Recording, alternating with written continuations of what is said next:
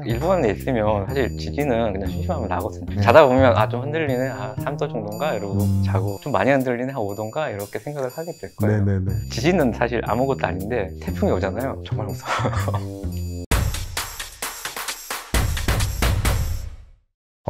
그러면 이제 이런 일본의 좀 이렇게 문화들도 좀 살펴보고 있는데, 회사에 실제 이제 한국 사람들 좀 성격이 좀 급하잖아요. 네, 맞아요. 그러다 보니까 뭔가 결제 라인이나 이런 부분에서도 좀 궁금한 게 있어요. 일본이 하면 이제 도장 많이 생각하잖아요. 네, 맞아요. 실제로 이제 게임 회사에서도 도장으로 올라가나요? 일단 게임 개발 관련된 기한이라든지 그런 것들은 일단 도장 안 쓰고요. 네, 안 씁니다. 생각으로 좀 왜곡된 네. 시야들이 있군요. 비품이라든지 기타 등등 이제 그 회사 업무와 관련된 것들 있잖아요. 네네네. 그거는 결제 라인이 있어서 아마 저쪽 인사과 쪽이나 이쪽에서는 쓰시는 걸로 알고 있는데 개발팀에서는 안 씁니다. 그러면은 좀 약간 이런, 어떻게 보면은 일본에서 좀 디지털 관련된 부분들 때문에 좀 어려움을 겪으시거나 아니면 좀 불편함을 겪으셨던 일이 있다면 어떤 것들이 있을까요? 근데 일본에 취직을 하면 계좌를 만들어야 되잖아요. 그래가지고 월급을 받으니까. 근데 은행을 가면 계좌가 그날 안 만들어져요. 그런가요? 네, 가서 신청을 하고 그 다음 날쯤에 다시 가서 계좌를 받아와야 되거든요. 그럼 미리 신청은 안 되는 건가요? 전화로 이렇게? 안 돼요. 그게 계좌 만들기가 되게 까다로운 게, 그 회사에 입사를 해서 회사에서 필요로 한다는 걸 증명을 해야 되고, 내가 이 회사에 다닌다는 걸 증명을 해야 돼요. 그렇다 벌써부터 보니까. 답답해지네. 그리고 뭔가 명함 이런 걸로도 증명이 되는데, 그게 어, 없으면 계좌를 안 만들어줘요. 그럼 뭐 명함이 없는 회사는 통장 만들기 어렵겠네요. 그죠? 근데 명함이 없는 회사는 없으니까. 네네, 그쵸. 근데 이 웃긴 게, 뭐 재직 증명서 이런 걸로 대체할 수 있을 것 같은데, 한국 사람들 입장에서는. 그렇죠. 명함 없어요? 그러면 저 여기 다니는데 사원증을 보여준다든지 할 수 있는 게 있을 거잖아요. 네네네. 걔들은 고지고대로 명함이 있어야 돼요. 뭐 사원증이 있어도 그건 필요 없고 명함이 필요해요. 이러면서 반려를 시키는 케이스도 있거든요.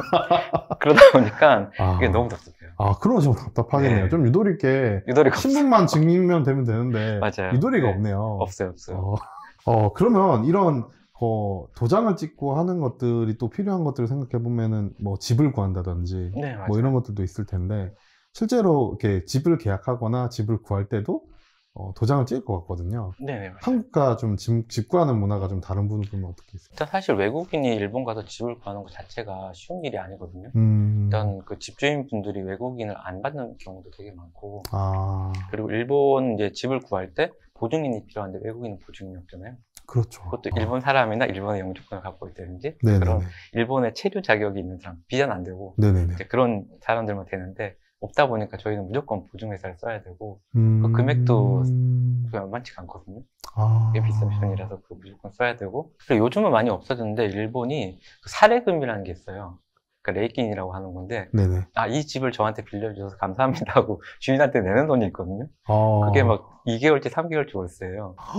네, 그러다 보니까 일단 거기에서 너무 놀래서 네네. 네, 되게 쇼크를 받을 것 같습니다. 근데 요즘에는 이제 그런 것들이 많이 줄어들고 있으니까 이제 집 중에서 이제 그런 거 없는 집들 골라서 가다 보면 좀 더 싸게 갈 수는 있겠는데, 뭐 외국인 안 되는지 그런 거 없는지 이렇게 하다 보면 네네네. 점점 고를 수 있는 폭은 좁아지게 되겠죠. 진짜 이거는 좀 생각하지 못했던 지출일 것 같기는 해요. 이게 사례금이라고 그렇죠. 네. 해서 이렇게 또 냈는데 그게 월세 뭐 두세 배 된다라고는 좀 놀랄만한 금액인데, 이런 부분들도 또 새롭게 또 알게 되네요. 네.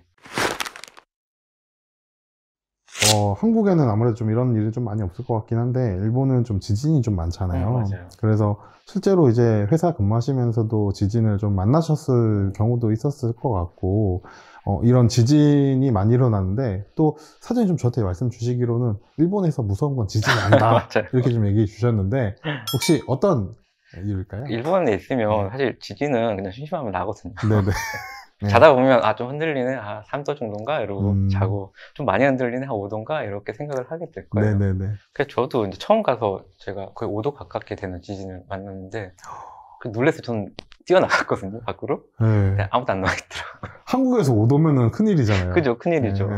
근데 일본에서는 그냥 4, 5도 정도 되는 거는 심심찮게 오고, 뭐 3, 4도 같은 거는 더 심심찮게 오니까, 아마 계시다 보면 지진은 이제 익숙해지실 거예요. 흔들리는 거에도 익숙해지실 거고, 그리고 일본은 이제 건물 자체가 내진이 워낙 잘 돼 있다 보니까 그 정도 와도 그냥 별로 걱정 없이 주무셨을 때입니다. 근데 일본이 제일 무서운 게, 사실 이제 처음 가게 되면 돈이 없다 보니까 이제 집을 좀 싼 데 구하실 거란 말이죠. 그렇겠죠. 네, 그러다 보면 목조 건물에 아마 거주를 하시게 될 거예요. 목조에 거주를 하게 되면 지진은 사실 아무것도 아닌데 태풍이 오잖아요. 네네. 정말 무서워요. 어떤 게 무섭습니까? 태풍이 확 치는데 네. 뭔가 유리가 팽창되는 느낌이 확 나요. 언제든지 이게 깨져서 나한테 튈 것 같은 그런 불안감? 아, 막 집이 뭔가 이렇게 네, 막 맞아요. 휘청거리는. 날아갈 것 같고 막 지진보다 더 많이 휘청거리고. 네네. 그래서 태풍이 정말 무서워요. 그러면 실제로 태풍도 만나보셨겠네요. 네, 만나봤어요. 어떻게 하셨나요? 잠을 못 잤어요. 무서워가지고. 그러면은 이런 목조 건물이 일본에 좀 흔한 건가요? 이게? 네, 일본에서는 이제 아파트라고 하는데 저희로 따지면 빌라죠. 연립 주택인데 대부분이 다 목조예요. 그리고 이제 맨션이라고 하는 이제 저희로 따지면 오피스텔 건물이라든지 그런 고층 아파트 같은 그런 건물들이 있는데 거기는 다 이제 콘크리트로 돼 있거든요. 그쪽은 이제 금액이 워낙 비싸니까 처음 가시면 이제 거기에 사시기에는 좀 부담되실 거고 목조를 많이 사실 텐데 태풍이 와도 유리창이 그렇게 잘 깨지지 않습니다. 걱정 안 하시고 걱정은 안 해도 된다. 근데 누구나 이렇게 한 번씩 또 경험해보면 또 새롭기도 할 것 같고 또 그런 경험을 또 해봐야 또 기억이 또 남잖아요. 그쵸. 네, 개발자님께서 또 아소비모 게임즈에서 또 근무를 하셨잖아요. 네, 맞아요. 여기는 어디에 있는 회사인가요? 일단 아소비모는 지금 일본 도쿄에 있고요. 도쿄? 네, 도쿄 중에서도 이제 이케부쿠로라는 곳에 있습니다. 그러면은 언제까지 좀 궁금해요? 아소비모가 제가 2018년부터 이제 2020년까지. 비교적 좀 최근까지도 이렇게 근무를 하셨었네요. 제가 아소비모를 좀 보니까 아소비모에서 이제 코인 쪽에서도 좀 이렇게 다양하게 좀 활동들을 하시는 것 같더라고요. 실제로 이제 근무하실 때도 관련된 부분들에서 좀 이렇게 업무를 하신 것들이 있을까요? 일단은 제가 담당하는 업무는 아니고요. 코인 쪽은 이제 코인 담당하시는 팀이 있어서 이제 그쪽 팀에서 담당을 하셨는데 그때 이제 에피소드는 코인 쪽 담당하는 팀들이 다 중국 분이셨어요. 그래서 중국의 기술력으로 만든 코인입니다. 그렇군요. 그 아소비모 게임즈에서는 게임 자체에 대해서 좀 생소하게 생각하시는 플레이어분들이 계실 것 같아서 어떤 게임들을 좀 만들었는지 궁금하거든요. 아소비모 같은 경우는 이제 일본에서 모바일로 MMORPG를 처음 만든 회사 이렇게 기억되고 있거든요. 좀 되게 의미가 있는 회사죠. 그죠. 네, 그러다 보니까 이제 아바벨이라든지 토람이라든지 좀 오래됐지만 올드스쿨 같은 느낌의 이제 MMORPG를 모바일에서 할 수 있는 그런 게임을 서비스하는 회사입니다. 그러면 실제로 이제 그 모바일 게임 이후에도 이제 또 출시를 좀 준비를 할 텐데 회사 내에서 이런 블록체인이나 코인의 기술을 활용해서 게임을 개발하거나 이런 것들이 좀 있었을까요? 일단 제가 있을 때만 해도 이제 코인 쪽 이제 사업이라는 게 초창기였고 그러다 보니까 회사에서 생각하는 코인에 대한 로드맵, 청사진 같은 게 있긴 했었는데 그때는 모든 아소비모 게임들을 다 코인으로 연결을 하고 이제 거기에서 나온 아이템이라든지 이런 것들 다 NFT로 만들어서 이제 여기에 가치를 부여하겠다 이제 그런 모토를 가지고 시작을 하게 된 걸로 알고 있고요. 근데 그게 아마 잘 안 된 걸로 알고 있어요. 잘 안 되는 걸로 알고 있어서 지금은 모르겠습니다. 지금은 별로 안 좋다고 들었어요. 아무래도 이 블록체인에 대한 기술이 게임에서는 어떻게 보면은 좀 트렌드로 좀 얘기가 되기도 했었었고, 아직까지는 좀 시기상조다라고 하는 얘기들도 좀 있는 것 같아요.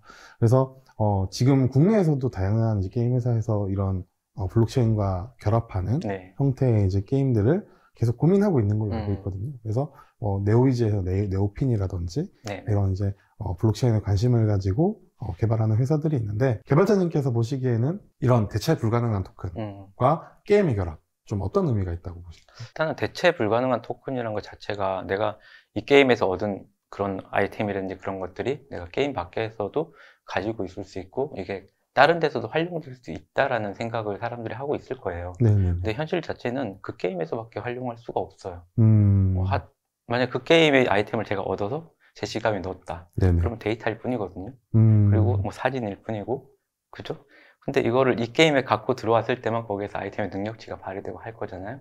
그렇다 보니까 대체 불가능한 토큰이고 내가 가지고 있을 수 있고 게임 밖에서도 지니고 있을 수 있는 것인데 실제로 쓸 수 있는 곳은 게임 안에서밖에 없어요. 그러다 보니까 크게 의미가 있을까라는 생각이 들고 아마 지금보다 더 이제 사용처를 만들어주지 않는다면 뭐 NFT가 게임에서 활용되는 건 그 수준에서 끝나지 않을까라는 생각이 듭니다. 예를 들어서 이게 좀 가치를 가지려면 오늘 이제 아이템을 하나 주었어요. 그 아이템을 가지고 편의점 가가지고 이거랑 저희 음료수랑 바꿔주세요.